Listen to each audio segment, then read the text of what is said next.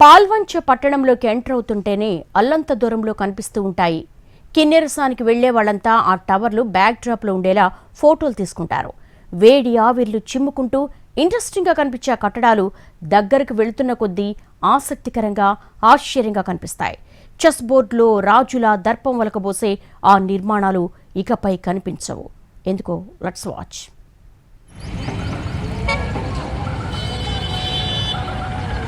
పాల్వంచ అనగానే ముందుగా గుర్తుకొచ్చేది KTPS Kothagudem thermal power station. ఉమ్మడి ఆంధ్రప్రదేశ్ రాష్ట్రానికి తొలి విద్యుత్ వెలుగులను అందించిన ప్లాంట్. 1965-67 మధ్యకాలంలో వీటిని నిర్మించారు. కేటీపీఎస్ ఏ, బి, సి స్టేషన్లలో 60 మెగావాట్ల సామర్థ్యం కలిగిన 4 యూనిట్లు నిర్మించారు.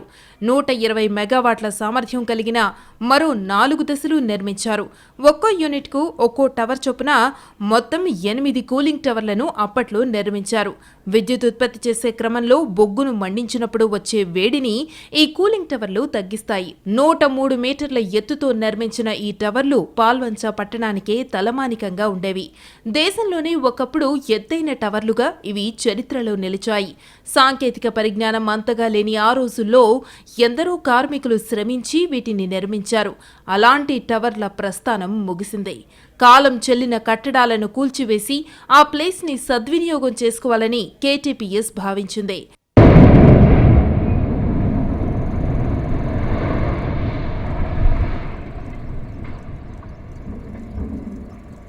మొత్తం 8 కూలింగ్ టవర్లను కూల్చివేశారు.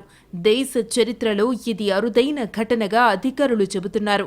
ఎలాంటి ఆస్తి నష్టమూ జరగకుండా వాటిని డిస్మాటిల్ చేశారు.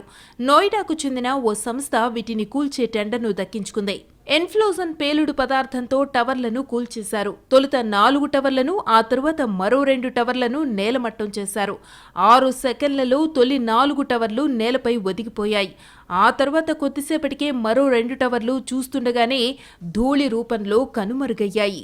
వాటిని కూల్చే టైంలో ప్లాంట్లో పవర్ ఉత్పత్తిని నిలిపివేశారు.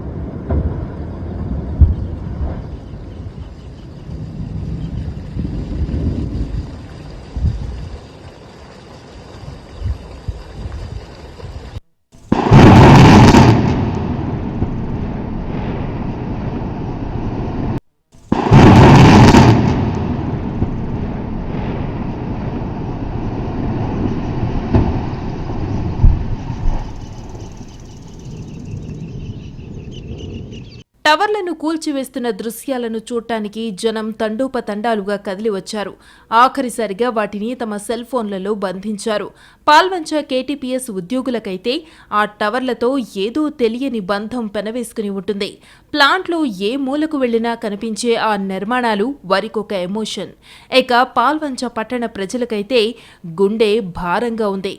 తెల్లారి లేస్తే కనిపించే టవర్లు కాలగర్భంలో కలిసిపోయాయన్న నిజాన్ని జీర్ణించుకోలేకపోతున్నారు. బోసిపోయిన పవర్ హౌస్ వైపు చూడాలంటేనే ఎలాగో ఉందని బాధగా చెబుతున్నారు. కిన్నెరసానికి వెళ్లే పర్యాటకులు వీటిని చూసి అబ్బురపడుతుండేవారు. దూరంగా కనిపించే ఆ టవర్లను ఫోటోలు తీసుకునేవారు. బ్యాక్గ్రౌండ్లో అవి వచ్చేలా చూసుకుని మురిసిపోయేవారు. ఆ దృశ్యం ఇక గతమే. ఆ నిర్మాణం ఇప్పుడొక జ్ఞాపకం.